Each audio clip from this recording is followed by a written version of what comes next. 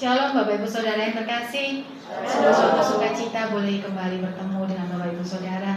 Kita percaya bahwa kita ada di sini karena Tuhan baik. Amin.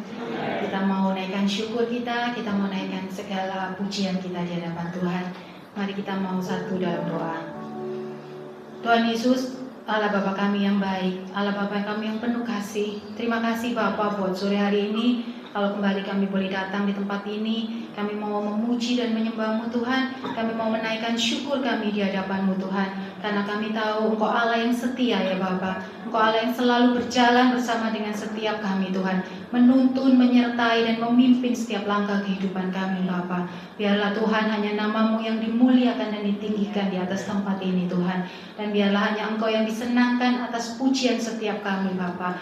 Dan kami percaya ketika Engkau hadir, Engkau akan memberkati setiap kami yang datang di tempat ini. Yang sakit disembuhkan, yang lemah dikuatkan, yang susah Tuhan berikan penghiburan, dan yang putus asa Tuhan berikan jalan keluar yang terbaik Tuhan buat setiap kami. Terima kasih Bapak, terima kasih. Kami mau memuji Tuhan, kami mau bersyukur, kami mau menyembah-Mu lebih lagi ya Bapak. Hanya di dalam nama Tuhan Yesus Kristus, biarlah Roh Kudus-Mu yang menguasai setiap kami.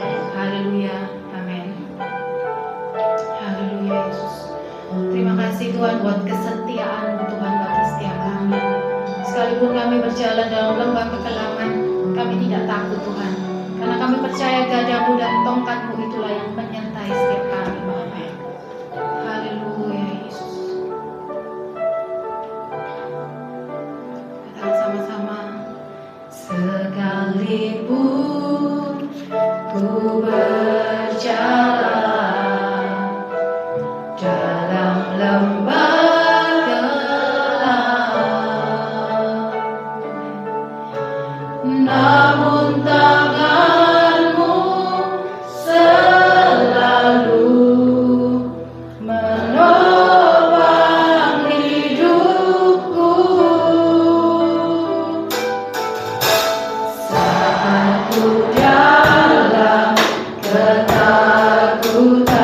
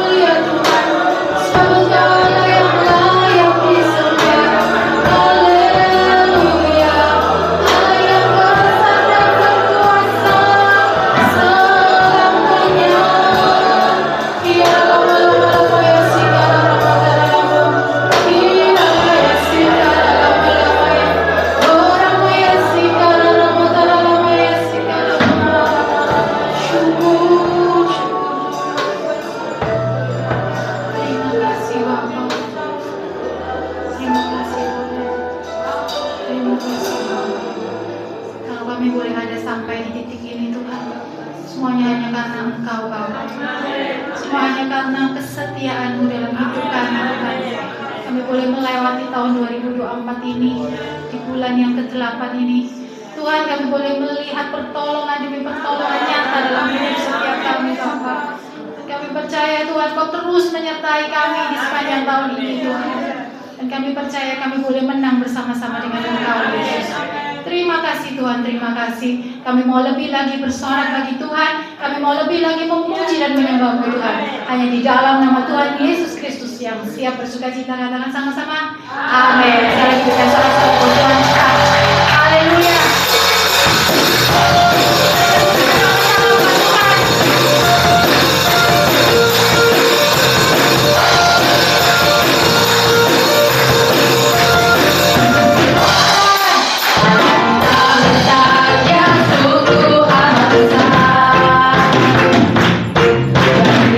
Kuasa besar jasa,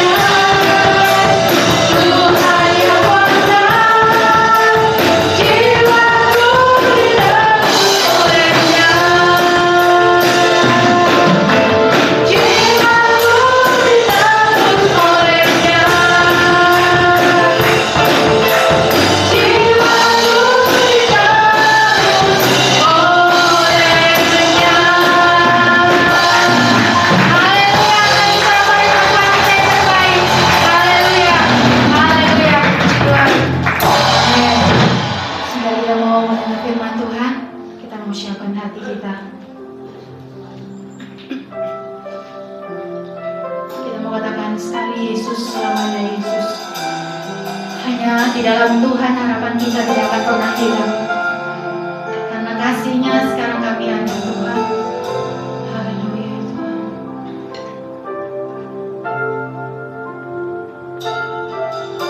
Jalan segala keadaan,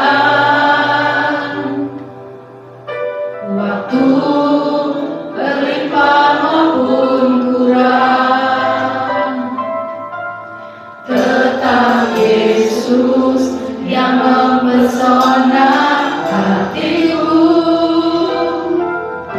Dia beri damai dan kesempatan baru di setiap musim kehidupan. Waktu kuat maupun lelah, tetap Yesus yang mempesona hatiku. Dia beri hidup dan kesempatan baru. Sekali Yesus, selamanya Yesus, pengharapan kami. Harapanku takkan hilang, karena kasih-Nya sekarang ku harap. Oh Yesusku, ku cinta Kau selamanya. Biarlah jemaat yang menyanyikan pujian ini katakan dalam segala keadaan. Amin.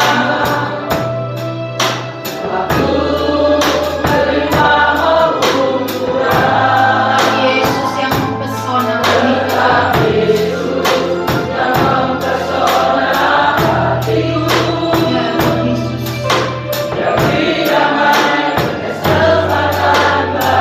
Oh, di setiap musim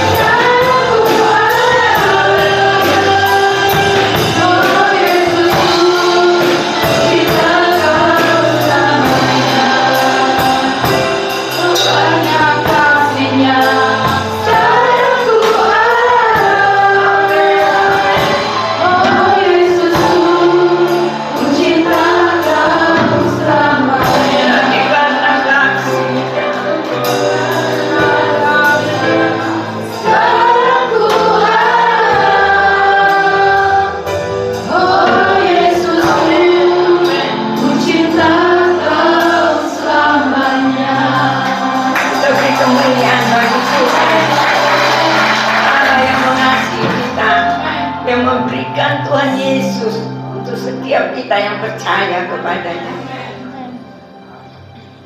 Inilah pengakuan kami Bapa. Malam hari ini biarlah pujian yang kami naikkan bukan hanya keluar dari kata-kata kami, tapi biarlah merupakan komitmen kami dalam hidup kami. Apapun yang kami jalani dalam hidup ini, waktu senang atau susah, waktu sakit atau sehat, waktu kekurangan atau kelimpahan, waktu kalau dalam tantangan pergumulan hidup atau dalam hal-hal di mana kami berbahagia, kami mau tetap percaya bahwa Tuhan Yesuslah satu-satunya yang kami andalkan. Tuhan Yesuslah satu-satunya pemilik hidup kami. Tuhan Yesuslah satu-satunya yang kami muliakan, kami agungkan, kami sanjung dalam hidup kami. Dan kami tidak akan lepaskan iman kami, tapi kami mau menguatkan iman percaya kami kepada Tuhan, karena kami tahu Engkau Allah yang tidak pernah mengecewakan kami. Harapan kami kepada Tuhan tidak pernah dikecewakan, dan ini sudah kami alami hari demi hari, waktu demi waktu yang kami jalani sepanjang umur hidup kami. Kami tahu penyertaan Tuhan yang sempurna ada atas setiap kami. Tidak pernah sedetik pun Tuhan meninggalkan kami. Kalau kami mengalami sesuatu hal dalam hidup ini, di situ pun Tuhan ada bersama kami. Dalam lembah kegelapan Tuhan ada bersama kami. Dimanapun, dalam situasi apapun, Tuhan ada beserta kami. Terima kasih Bapak. Biarlah pujian-pujian yang telah kami naikkan boleh berkenan di hati Tuhan dan menarik kehadiran Tuhan yang hadir di tengah-tengah kami malam hari ini.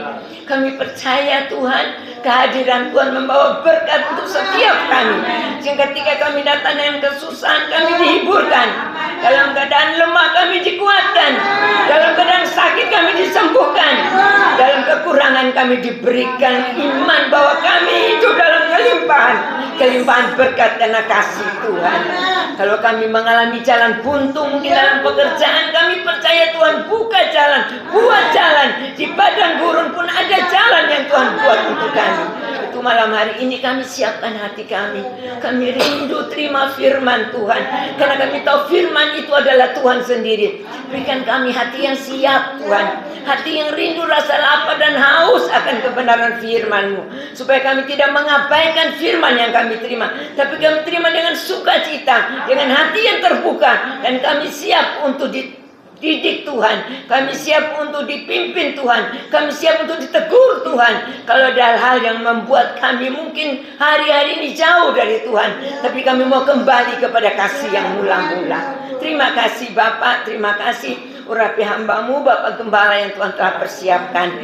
Biarlah apa yang hamba-Mu sampaikan semua pesan dari Tuhan kami terima dengan iman, kami terima dengan sukacita, dan kami percaya kami pulang nanti dengan berkat yang indah yang Engkau telah siapkan untuk setiap kami. Urapi setiap kami Bapak, supaya firman Tuhan bekerja berkarya dalam hidup kami. Kami menjadi umat pemenang, bahkan lebih dari pemenang. Dalam nama Tuhan Yesus Kristus kami sudah berdoa mengucap syukur, dan kami siap terima kebenaran firman Tuhan. Haleluya, haleluya, amin. Silakan duduk kembali. Shalom, Bapak Ibu Saudara yang dikasihi Tuhan. Ya, hari ini kita akan kembali sama-sama belajar kebenaran firman Tuhan. Judul pertemuan firman Tuhan pada hari ini adalah tentang padang gurun. Ya, padang gurun. Tentunya kita akan melihat dari apa yang Alkitab katakan tentang padang gurun. Ya, satu istilah yang sering kita dengar, ya, padang gurun. Padang gurun sendiri memang merupakan sebuah tempat, ya, tempat yang gersang, tempat yang kering, tempat yang tandus. Dan di padang gurun biasanya banyak pasir, namanya saja padang gurun, sehingga disebut juga padang pasir ataupun gurun pasir. Ya. Nah, kehidupan di padang gurun itu sangat sulit. Makhluk hidup untuk bisa bertahan di padang gurun itu sangat sulit. Karena apa? Cuaca yang ekstrim. Kalau siang sangat panas, tetapi sebaliknya kalau malam sangat dingin. Ya, cuacanya ekstrim, perbedaan suhu antara pagi, siang, dan malam itu sangat ekstrim. Kehidupan sangat sulit, tidak banyak makhluk hidup yang bisa bertahan. Mungkin hanya spesies-spesies tertentu yang bisa bertahan hidup. Ya, kalau tanaman mungkin hanya tanaman kaktus, tapi tanaman-tanaman yang lain sulit untuk bisa bertahan hidup di padang gurun. Jadi padang gurun ini sering digambarkan, diibaratkan dengan kehidupan yang penuh dengan berbagai tantangan dan kesulitan. Ya. Nah, sekarang kita akan lihat apa kata firman Tuhan, apa kata Alkitab tentang padang gurun. Kita akan buka dari kitab Ulangan pasal yang ke-8 di ayat yang kedua. Ulangan pasal yang ke-8 di ayat yang kedua. Bapak Ibu beri sekat Ulangan pasal 8. Ada ayat-ayat yang lain yang juga akan kita lihat dari Ulangan 8. Kita baca lebih dahulu ayat yang kedua. Demikian firman Tuhan. Ingatlah kepada seluruh perjalanan yang kau lakukan atas kehendak Tuhan Allahmu di padang gurun selama 40 tahun ini, dengan maksud merendahkan hatimu dan mencobai engkau. Terjemahan lain yang lebih tepat berkata menguji engkau, untuk mengetahui apa yang ada dalam hatimu, yakni apakah engkau berpegang pada perintahnya atau tidak. Amin. Cukup sampai situ dulu. Bapak Ibu kasih sekat ya Ulangan pasal 8, karena kita akan nanti kembali melihat ayat yang lain. Perjalanan yang ditempuh oleh bangsa Israel setelah bangsa Israel keluar dari Mesir, mereka harus melewati padang gurun.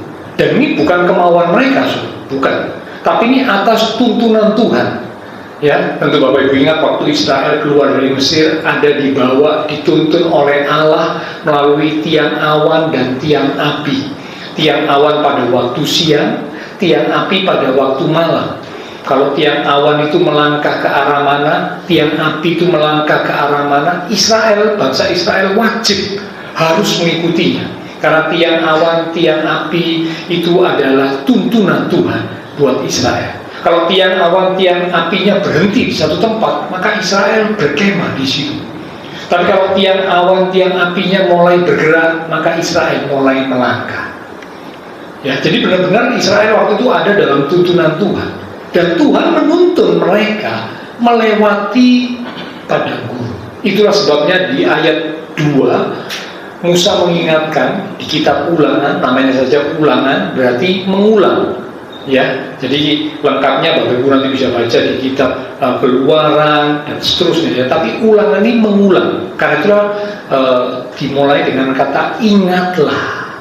Ya, diulangi, di-refresh kembali. Ingatlah kepada seluruh perjalanan yang kau lakukan, yang dilakukan Israel atas kehendak Tuhan Allahmu di padang.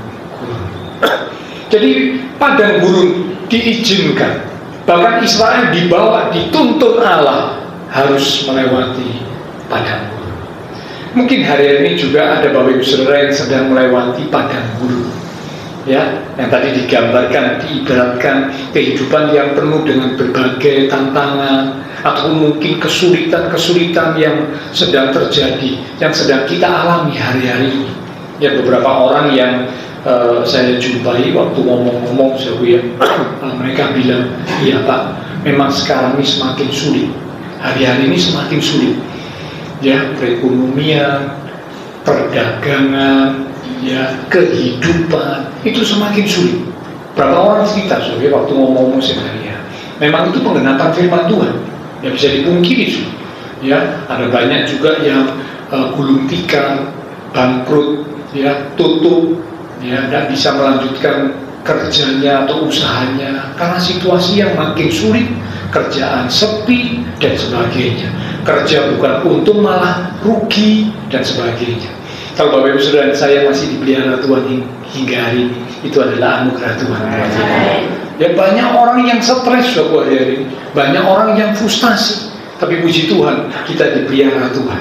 Ya, sebagian saya lihat malah badannya semakin mengembang, ya.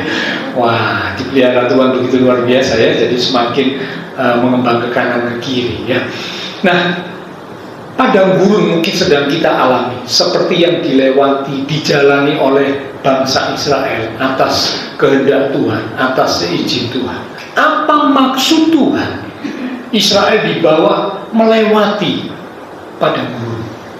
Dikatakan tadi di ayat yang kedua bagian akhir, dengan maksud merendahkan hatimu. Merendahkan hatimu. Jadi orang biasanya seringkali ya, Yeremia kan berkata, banyak orang berbangga dengan dirinya karena mungkin merasa diri pandai, merasa diri kuat, ya, merasa diri hebat, ya, dan sebagainya. Banyak orang berbangga diri, merasa diri kaya, punya uang, kedudukan dan sebagainya. Tapi diizinkan Tuhan sekali waktu menghadapi padang gurun supaya sadar, oh saya ini ternyata manusia yang terbatas. Ternyata saya ini manusia yang lemah. Sepandai-pandainya saya, sehebat-hebatnya saya, sekuat-kuatnya saya, sampai pada satu titik ada kalanya kita nggak bisa melakukan apa-apa. Meskipun sudah berupaya, sudah berjuang dengan apa yang kita tahu, apa yang kita mengerti, pengalaman kita, namun ternyata sampai pada satu titik ada kalanya manusia akan berkata, saya tidak mampu lagi. Padang gurun menyadarkan supaya kita manusia harus merendahkan diri di hadapan Tuhan. Kita tidak mampu tanpa Tuhan. Lanjut dikatakan padang gurun selain untuk merendahkan hati, juga dikatakan untuk menguji engkau apa yang ada di dalam hatimu. Kalau semua berjalan baik, gampang ya untuk mengucap syukur. Kalau semua berjalan baik, mudah untuk kita berkata, Tuhan engkau sungguh baik. Wah, kalau nyanyi sungguh mantap, Bapa engkau sungguh baik. Wah, mantap ya, karena apa, semua berjalan baik. Tetapi bagaimana ketika terjadi yang sebaliknya? Ini sebelum saya lanjut, apakah kedinginan? Saya lihat ada beberapa yang kedinginan. Mungkin Pak Diki bisa bantu, AC-AC yang bagian belakang dimatikan, yang belakang-belakang aja ya. Kalau terlalu banyak nanti juga kepanasan ya. Nah, memang tubuh kita ini repot juga so. Kadang kalau kepanasan kita bilang, aduh kok panas suhu. Nah, ini kan panas suhu kalau siang ya. Tapi kalau kedinginan juga repot. Dingin Pak ya. Nah, jadi cukup saja ya. Yang tengah-tengah saja, middle ya. Oke. Nah, kalau semua berjalan baik, itu mudah untuk kita berkata Tuhan baik, mudah untuk kita bersyukur. Tapi sebaliknya kalau Tuhan izinkan kita mengalami situasi yang sulit, ya, situasi yang benar-benar membuat kita ini terpojok, apakah kita masih tetap bisa bersyukur? Apakah kita masih bisa tetap berpegang kepada perintah Tuhan? Kadang ada umat Tuhan kalau makin hidupnya sulit, dia mulai keluar, mulai menyimpang dari jalan Tuhan. Entah karena mungkin merasa kecewa, aku sudah berdoa, hidupku begini. Aku sudah setia kepada Tuhan, hidupku begini. Sehingga akhirnya dia putuskan untuk mulai keluar dari jalan Tuhan. Nah, itulah sebabnya di ayat 2 bagian akhir dikatakan Tuhan bawa Israel ke padang gurun, selain supaya mereka rendah hati, juga dikatakan untuk menguji, untuk mengetahui sebenarnya yang ada di hatinya Israel itu apa. Berpegang pada perintah Tuhan, sungguh-sungguh mengasihi Tuhan, atau tidak. Sama ya, kalau Bapak Ibu Saudara diizinkan hari ini mungkin ada yang sedang menghadapi padang gurun, rupanya Tuhan sedang menguji kita. Tuhan ingin lihat ya, dasar hati yang terdalam itu sebenarnya sungguh-sungguh percaya dan mengasihi Tuhan, berpegang pada perintah Tuhan atau tidak. Itu akan nampak pada waktu melewati padang gurun, situasi yang sulit. Ayat 5 kita lihat ya, tetap Ulangan 8 ayat 5. Maka haruslah engkau insaf bahwa Tuhan Allahmu mengajari engkau seperti seseorang mengajari anaknya. Rupanya ketika Israel dibawa melewati padang gurun, Tuhan itu sedang mendidik. Ngajar itu didik. Ya, anak kita, kalau kita rindu, kita mau anak kita jadi baik, tentu anak-anak harus dididik, diajari. Tidak mungkin anak-anak bisa bertumbuh jadi baik kalau tidak dididik dan tidak diajari. Tidak mungkin. Tidak mungkin. Berapa banyak anak yang lost control, ya, lepas kendali, dan diperhatikan orang tua, banyak kumpul dengan teman-teman yang tidak karu-karuan, akhirnya hidupnya jadi rusak, kacau, mursal, dan sebagainya. Karena apa? Lepas kendali, tidak diarahkan, tidak dididik, tidak dinasehati, tidak diajari. Itulah sebabnya firman Tuhan berkata dalam kitab Ulangan juga yang dikatakan, ajari anak berulang-ulang ketika sedang makan bersama, ketika sedang duduk bersama, ketika sedang berbaring bersama, ketika sedang dalam perjalanan bersama-sama. Ajari, perkatakan, sampaikan, nasihati, didik. Amsal juga berkata, didiklah orang muda menurut jalan yang patut baginya, maka pada masa tuanya pun ia tidak akan menyerah. Perlu dididik. Kita umat Tuhan juga begitu. Kita ini kan di hadapan Tuhan seperti anak-anak. Di hadapan Tuhan juga kita ini bagaikan anak-anak. Nah, Tuhan ingin ngajari kita, Tuhan ingin didik kita. Melalui apa Tuhan didik kita? Salah satunya lewat padang gurun. Jadi kalau diizinkan mengalami padang gurun, jangan terburu kecewa, jangan terburu bertanya-tanya, ya, mempertanyakan tentang kasih Tuhan, meragukan kasih Tuhan. Jangan. Kita berkata Tuhan sedang didik kita, Tuhan sedang ngajari kita. Apa Pak diajari apa? Ya tanya sama Tuhan. Apa yang Tuhan mau ajari kita? Apa yang Tuhan mau dalam hidup kita? Yang sedang dididik oleh Tuhan dalam hal apa? Ya. Lanjut. Ayat yang ke-16. Tetap Ulangan 8 ayat yang ke-16. Dan yang di padang gurun memberi engkau makan mana. Ini bicara tentang pemeliharaan Tuhan yang ajaib, ya. Bagaimana tidak ajaib? Ada mana. Ini roti yang turun dari surga. Wow, belum pernah terjadi, ya. Tapi kalau sekarang jangan pernah berharap ada roti turun dari surga. Tidak bisa, ya. Itu hanya khusus waktu ini. Tuhan bawa Israel melewati padang gurun, dikirim mana. Pemeliharaan Tuhan nyata atas Israel di tengah padang gurun. Lanjut.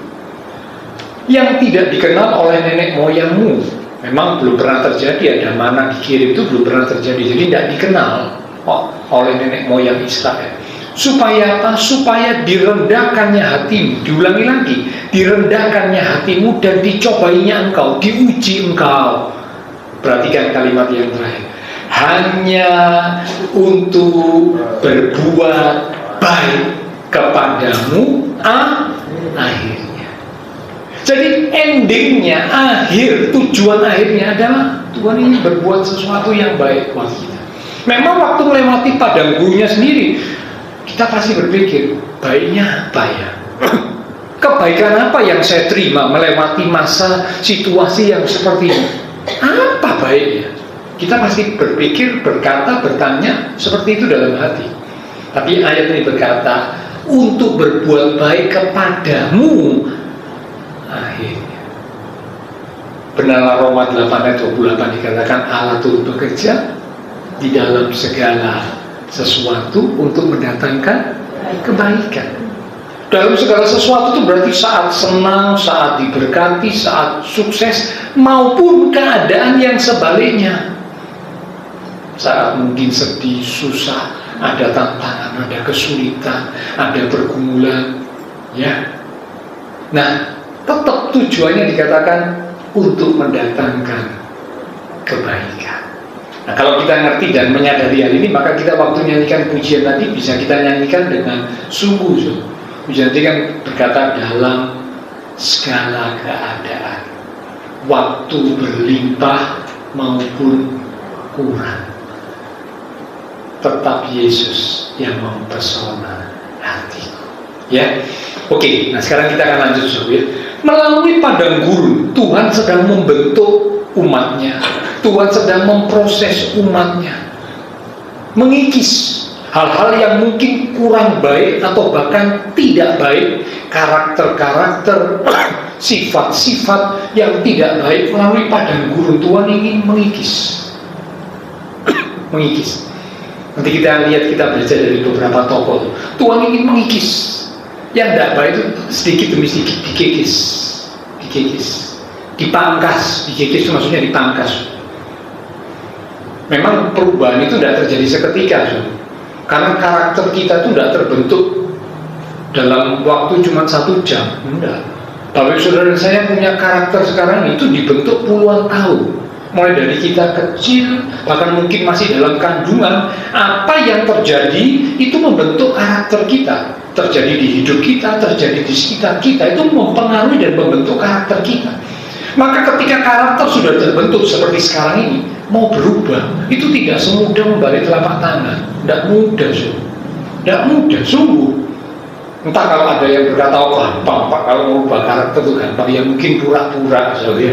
Kalau pura-pura berubah mungkin gampang. Tapi benar-benar berubah, itu tidak gampang. Tidak gampang, betul ya. Saya juga menyadari, saya juga mengalami, ya, mengubah karakter itu tidak gampang. Tapi Tuhan izinkan lewat padang gurun, kita dikikis sedikit demi sedikit. Yang tidak baik, yang tidak benar dikikis, dipangkas. Semakin hari semakin diubahkan, semakin lebih lagi, ya, dengan satu tujuan akhirnya menjadi seperti Tuhan Yesus. Kalau sekarang sih belum, ya. Saya pun tidak berani ngomong, kalau Pak Gembala sudah seperti Tuhan Yesus. Siapa yang ngomong? Belum. Tapi tujuannya ke sana, masih jauh. Nah, saya belajar. Saya mengajak Bapak Ibu Saudara juga sama-sama, yuk kita belajar. Ya, jadi melalui padang gurun Tuhan sedang membentuk, memproses, mengikis, memangkas, mengubah hidup kita, menguji kita, melatih kita, mendewasakan kita, bahkan mempersiapkan kita untuk menerima sesuatu yang besar dari Tuhan. Sekali lagi ya, melalui padang gurun Tuhan sedang membentuk, memproses kita. Tuhan sedang mengikis, memangkas, mengubah hidup kita step by step. Tuhan sedang menguji, Tuhan sedang melatih, Tuhan sedang mendewasakan, bahkan Tuhan sedang mempersiapkan kita untuk menerima sesuatu yang besar dari Tuhan. Ayo kita lihat beberapa contoh tokoh Alkitab yang di hidupnya mereka melewati padang gurun. Siapakah mereka? Ayo kita lihat. Setidaknya ada 3 tokoh yang kita akan belajar. Jadi kita akan lihat bersama pada malam ini, ya. Yang pertama adalah Musa. Ya, dicatat dalam kitab Keluaran pasal yang ketiga. Kita baca ya. Keluaran pada pasal yang ketiga, di ayat yang pertama mulai. Adapun Musa, ia biasa mengembalakan kambing domba Yitro mertuanya imam di Midian. Sekali ketika ia menggiring kambing domba itu ke seberang padang gurun, sampailah ia ke gunung Allah, yakni gunung Horeb. Cukup sampai situ ya, nanti berikutnya bisa Bapak Ibu baca sendiri. Kalau Bapak Ibu baca di pasal sebelumnya, Musa itu sempat ada di istana. Mengapa? Karena kita tahu ceritanya, dia diangkat anak oleh putri Firaun. Karena waktu itu Musa ditaruh di seperti kayak sebuah keranjang gitu ya, bahasa gampangnya itu keranjang itu dihanyutkan di sungai. Tapi diawasi oleh kakak Musa, Miriam, melihat apa yang terjadi dengan adikku. Mengapa dihanyutkan? Karena waktu itu semua anak yang baru lahir itu harus, yang laki-laki ya, harus dibunuh. Nah ini supaya selamat nih gimana? Pertama bisa disembunyikan, tapi ketika bayi Musa ini semakin besar, tangisannya makin kencang, tidak bisa lagi disembunyikan. Nah ini terancam untuk dibunuh. Maka akhirnya orang tua Musa, ya Amran dan Yokebed, ya dengan berat hati terpaksa menghanyutkan bayi Musa yang sudah diletakkan di dalam sebuah tempat atau keranjang di sungai Nil. Dan bukan kebetulan. putri Firaun pas lagi mandi di sungai itu, ngelihat wah ada keranjang, dibuka keranjang, ada bayi, diambil diangkat jadi anak. Tapi Musa sempat ketika sudah diangkat diambil anak oleh putri Firaun, Musa tetap dalam asuhan ibu kandungnya. Yokebed, tetap itu ya. Karena apa, waktu itu Miriam yang mengintai dan memperhatikan adiknya yang sedang ada hanyut di sungai Nil itu ditemukan oleh putri Firaun, ya. Nah, Miriam langsung ngomong, apakah Tuan Putri membutuhkan inang pengasuh buat anak kecil ini, buat bayi kecil ini? Oh iya, memang aku butuh inang pengasuh yang bisa mengasuh, yang bisa menyusui dan sebagainya. Maka akhirnya Musa dibesarkan, disusui, diasuh oleh ibunya sendiri. Tapi sekarang sudah aman, karena ini kan sudah jadi anak angkatnya putri Firaun, maka tidak boleh dibunuh, tidak boleh, aman. Ya. Nah, bertumbuh di istana Mesir dengan segala kemewahan, dengan segala fasilitas, dengan segala pendidikan yang hebat di Mesir. Sekian lamanya sampai Musa dewasa. Satu ketika Musa harus meninggalkan istana. Mengapa? Karena Musa habis membunuh salah satu orang Mesir, kedengaran oleh Raja Firaun. Raja Firaun marah, maka Raja Firaun hendak menangkap Musa. Musa melarikan diri. Nah, dia larikan diri, sampailah dia di padang gurun.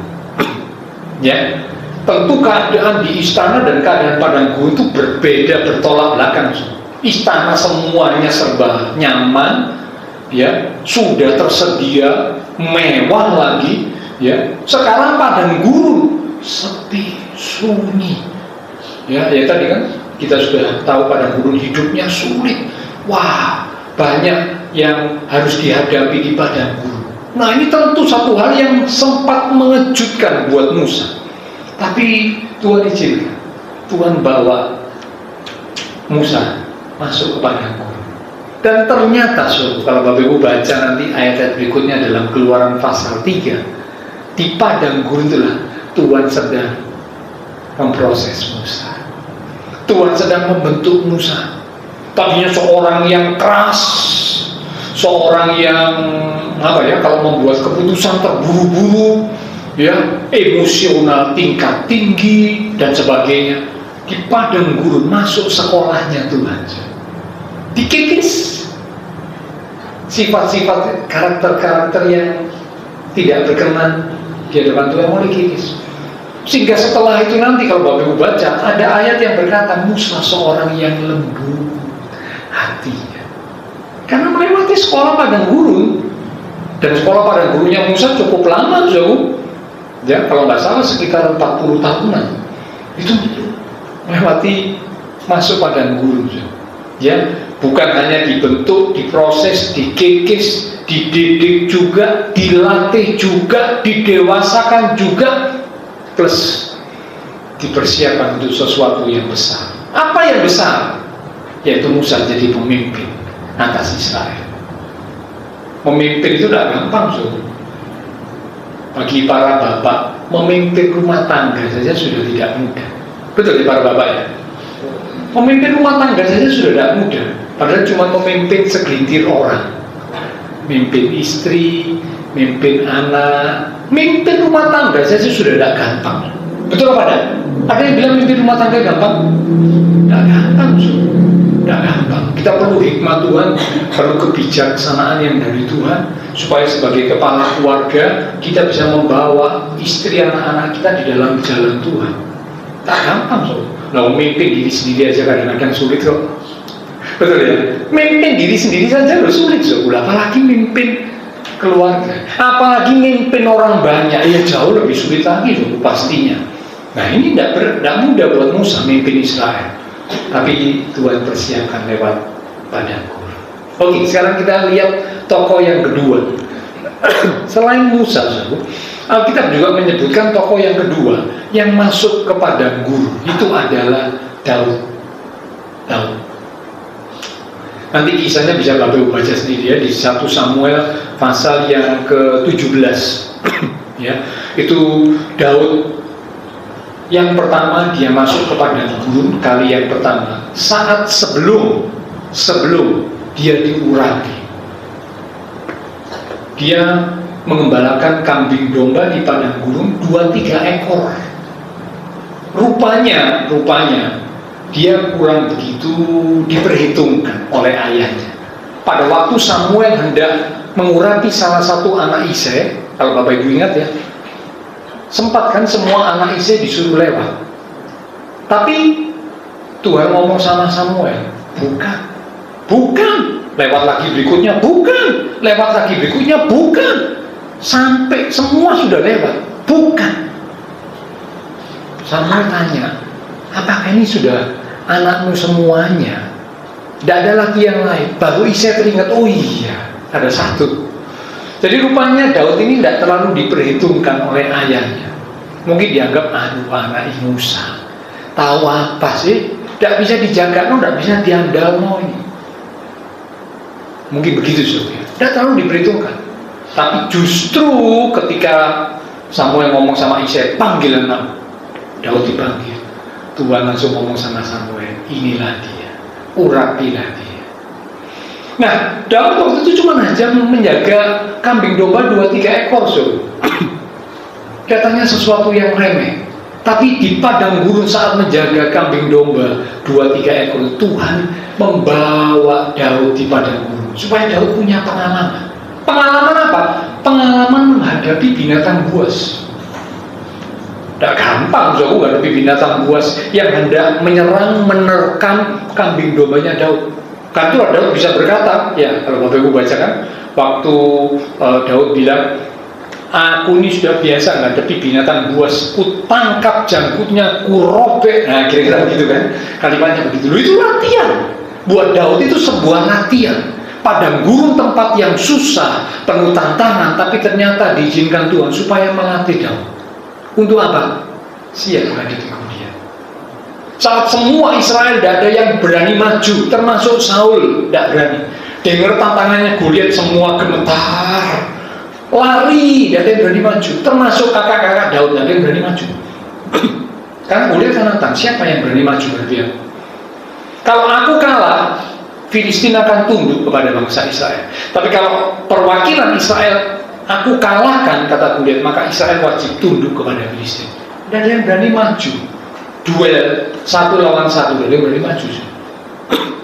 Hanya Daud. Mengapa? Karena Tuhan sudah mempersiapkan Daud melewati padang gurun. Padang gurun yang pertama. Padang gurun yang kedua dialami Daud sesudah Daud mengalahkan Goliat. Sesudah diurapi, sesudah mengalahkan Goliat, sesudah diangkat jadi panglima perangnya Saul, diangkat jadi menantunya Saul. Kembali Daud harus masuk padang gurun kali ini. Mengapa Daud masuk padang gurun? Karena Saul berikhtiar untuk membunuh Daud. Iri, diawali dari rasa iri, dengki. Kepada Daud kok dinyanyikan berlaksa-laksa, kepadaku kok cuma dinyanyikan, diperhitungkan beribu-ribu. Mulai rasa iri dengki muncul. Tidak dilawan, tapi dibiarkan, sehingga sampai akhirnya Saul hendak membunuh. Padahal Daud itu anak buahnya sendiri. Daud itu panglima perangnya. Daud itu menantunya. Kok tega ya? Ya tega. Kalau hati sudah tercemar, hati sudah tidak bersih, hati sudah dikuasai oleh sesuatu yang tidak benar, maka perbuatan jahat itu bisa terjadi. Yakobus berkata, di mana ada iri hati, di situ akan terjadi kekacauan dan segala macam bentuk perbuatan jahat. Nah benar, mertua ngejar-ngejar menantu sampai Daud lari. Mengapa Daud lari? Karena Daud tidak berani melawan. Saudara ingat toh, Daud pernah berkata, mungkinkah kita mengusir orang yang diurapi Tuhan? Itu perkataan Daud. Sebenarnya kalau Daud mau melawan Saul, bisa. Goliat saja bisa dilawan oleh Daud, apalagi cuma Saul.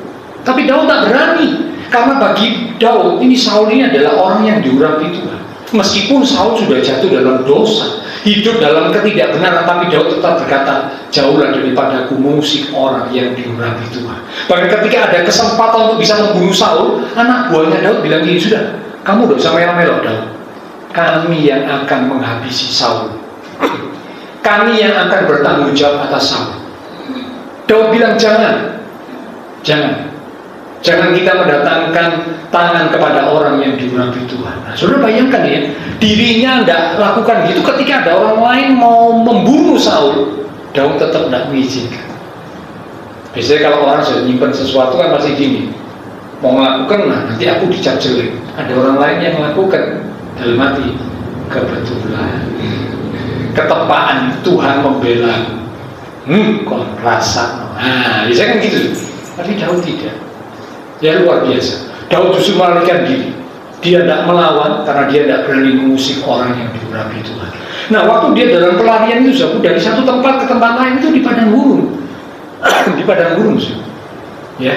Tapi justru di padang gurun saat Daud dalam pelarian itulah, ini padang gurun kali yang kedua di hidup Daud.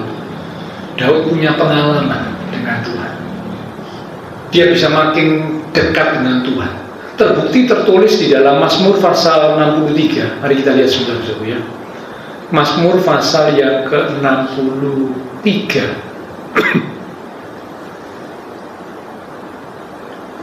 Di ayat yang pertama mulai, kerinduan kepada Allah.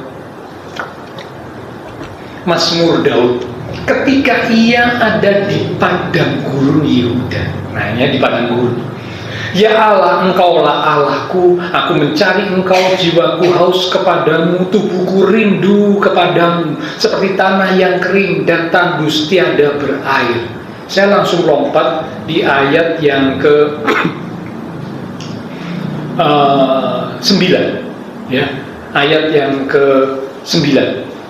Kalau Alkitab buku ayat yang ke 10. Tetapi orang-orang yang berikhtiar mencabut nyawaku akan masuk ke bagian-bagian bumi yang paling bawah. Naik di ayat atasnya, di ayat yang ke-7, kalau di Alkitab buku ayat yang ke-8.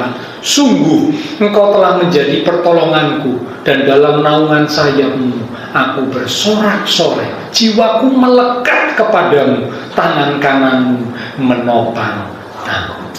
Ternyata di padang gurun Tuhan sedang mendidik, mengajari Daud supaya benar-benar bergantung, bersandar kepada Tuhan. Dia bisa punya hubungan yang akrab, dekat, ekat, intim dengan Tuhan. Nah, ini terjadi saat di padang gurun, ya. Dan padang gurun mempersiapkan Daud untuk menjadi seorang raja.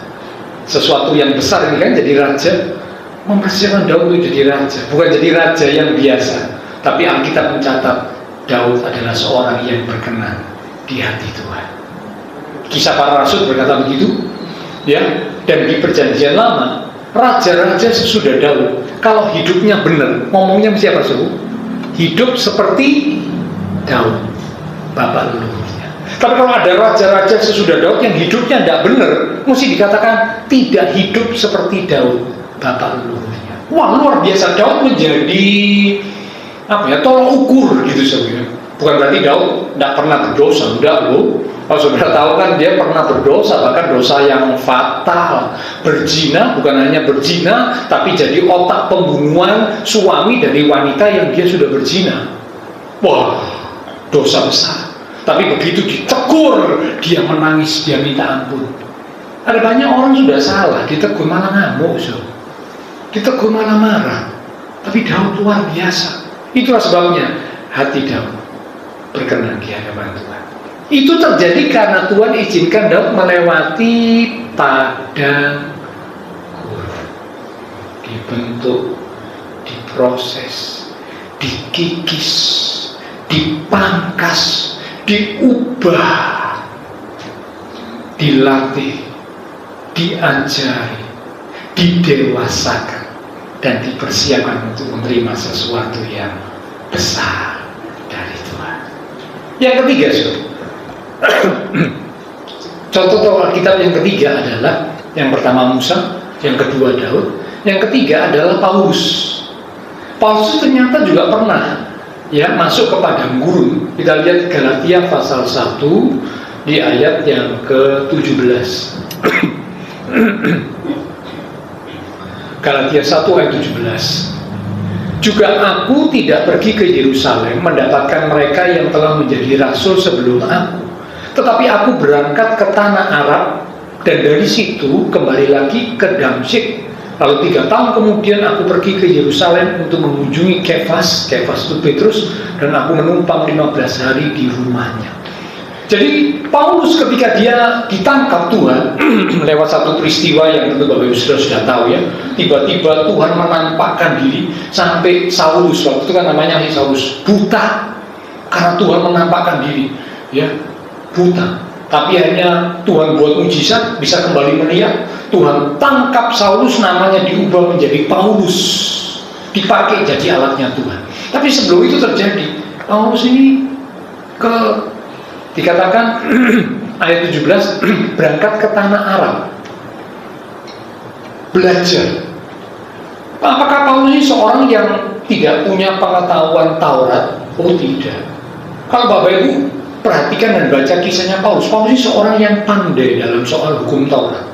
Dia itu muridnya Gamaliel. Gamaliel itu guru besar orang Yahudi. Jadi pasti muridnya Gamaliel itu orang yang hebat soal Taurat. Tapi pengetahuan Paulus tentang Taurat tidak membuat Paulus menemukan kebenaran. Justru dia jadi pembunuh. Dia mengejar, menangkap, membunuh pengikut Kristus. Salah satunya Stefanus. Paulus hadir waktu Stefanus dilempari dengan batu. Dia ikut setuju. Jadi dia menentang pengikut Kristus. Tapi ketika ditangkap oleh Kristus, hidupnya diubah. Dia belajar lagi di padang gurun Arab. Dia belajar. Tapi kali ini dia belajarnya bukan kepada manusia, bukan kepada Gamaliel ya. Dia belajar langsung kepada Tuhan. Itu Bapak Ibu bisa lihat Galatia 1 di ayat yang ke-11. Ayo kita lihat ya. Galatia 1 ayat 11-12. Sebab aku menegaskan kepadamu, saudara-saudaraku, bahwa Injil yang kuberitakan itu bukanlah Injil manusia. Karena aku bukan menerimanya dari manusia. Kalau tadi terimanya dari Gamaliel, tapi kali ini bukan. Di padang gurun Arab gak terima dari manusia. Dan bukan manusia yang mengajarkannya kepadaku, tetapi aku menerimanya oleh pernyataan Yesus Kristus. Jadi Tuhan ternyata bawa Paulus masuk ke padang gurun, dididik, dia cari, sehingga Paulus sekarang ngerti kebenaran yang sesungguhnya. Tadinya sudah ngerti sudah ngerti Taurat, tapi bukan dari versi kebenaran, sehingga melawan pengikut Kristus. Tapi sekarang ngerti, diajari oleh Tuhan langsung, karena lewat padang gurun. Jadi Bapak Saudara, kalau Tuhan izinkan kita melewati padang gurun, jangan terburu kecewa. Jangan terburu bertanya, Tuhan hidup kok gini ya? Urip ya urip katanya Yesus. Ya urip kok kayak gini, nelongso dan sebagainya. Jangan. Ada sesuatu yang Tuhan sedang rencanakan dalam hidup kita. Tadi dikatakan untuk berbuat baik kepadamu akhirnya, endingnya, tujuannya baik. Nah sekarang penutup saudara. Bagaimana sikap kita saat kita berada di padang gurun? Ini penting. Bagaimana sikap kita saat kita berada di padang gurun?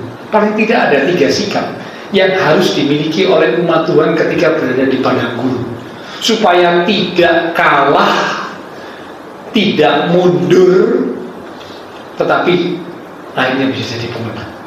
Yang pertama, sikap yang harus dimiliki saat berada di padang gurun yang pertama adalah tetap bersandar. Tetap bersandar. Bersandar pada siapa? Ya bersandar pada Tuhan. Manusia hidup ini butuh sandaran, saudara.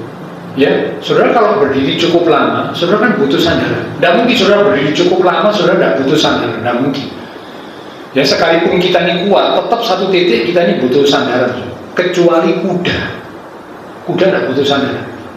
Ya, bahkan dia tidur dalam kondisi berdiri kan. Katanya begitu saudara ya. Saya juga belum pernah mengamati. Entah betul apa tidak betul ya.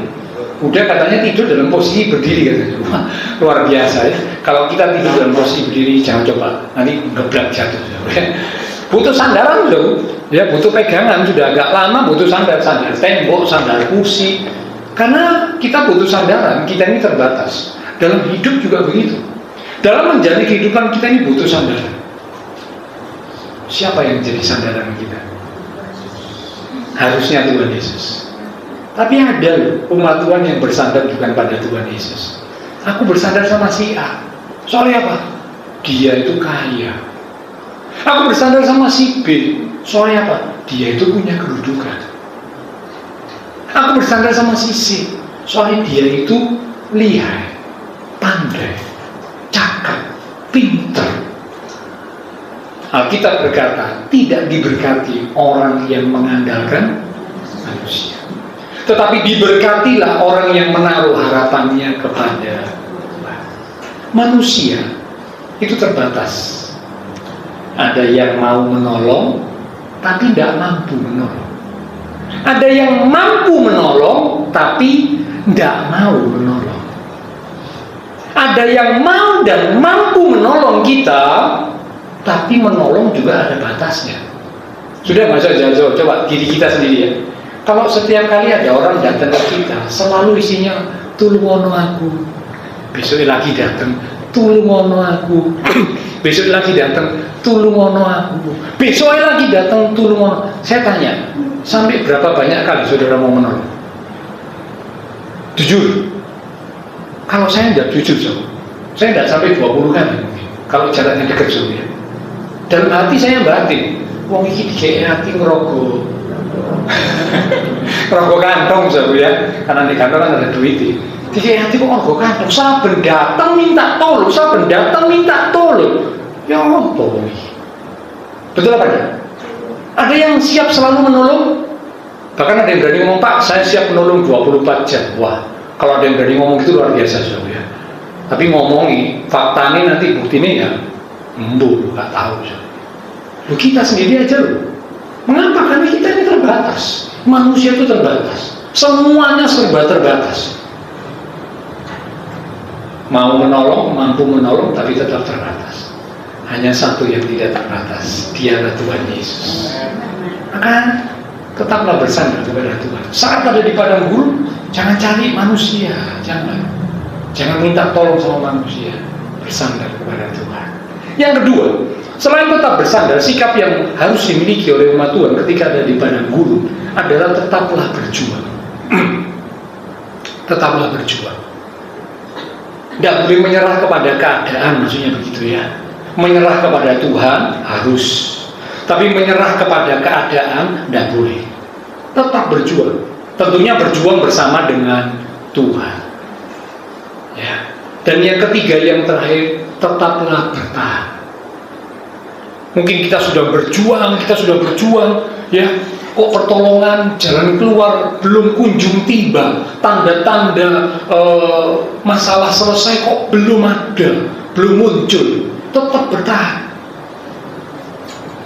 Satu lagu berkata, ku kan bertahan dalam tekanan karena Yesus yang menopang. Itu depannya gimana? Saya lupa ya. Ada aja ya, ya. Ku kan bertahan dalam tekanan. Nah itu kan. Bertahan, tetap bertahan. Ya, yang pertama tetap bersandar, yang kedua tetap berjuang, dan yang ketiga tetap bertahan di dalam kekuatan Tuhan. Orang yang menanti-nantikan Tuhan, dia mendapat kekuatan baru sehingga dia berjalan namun tidak menjadi lesu. Dia berlari namun tidak menjadi lelah. Wah, aneh kan? Lari, jalan tapi tidak lelah, tidak lesu. Kok bisa? Karena menantikan Tuhan, mendapat kekuatan baru, bisa tetap bertahan. Yaitu 3 sikap yang wajib dimiliki. Oke, sekarang kita baca ayat penutup. Setelah ini pelayan ibadah bisa kembali maju ke depan ya. Pengungsi juga bisa bersiap, silakan.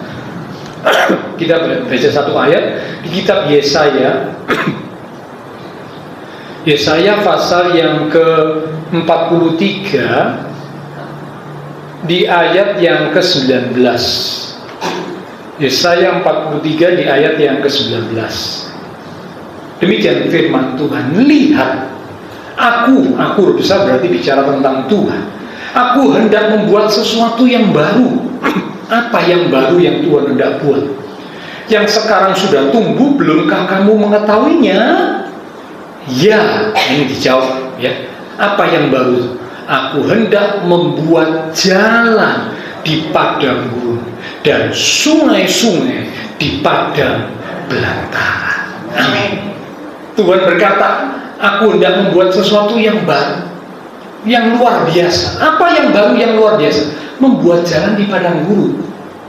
Wow, luar biasa. Itulah Tuhan kita. Membuat sungai-sungai di padang belantara. Satu ayat lagi ya, Yesaya 51 di ayat yang ketiga. Silakan pelayan Mbak. Ya khususnya musik supaya bisa siap dulu ya. Yesaya 51 ayat yang ketiga. Sebab Tuhan menghibur Sion, menghibur segala reruntuhannya. Perhatikan kalimat yang berikut. Ia membuat padang gurunnya seperti taman Eden, dan padang belantaranya seperti taman Tuhan. Sampai situ dulu ya, tapi jangan ditutup ya.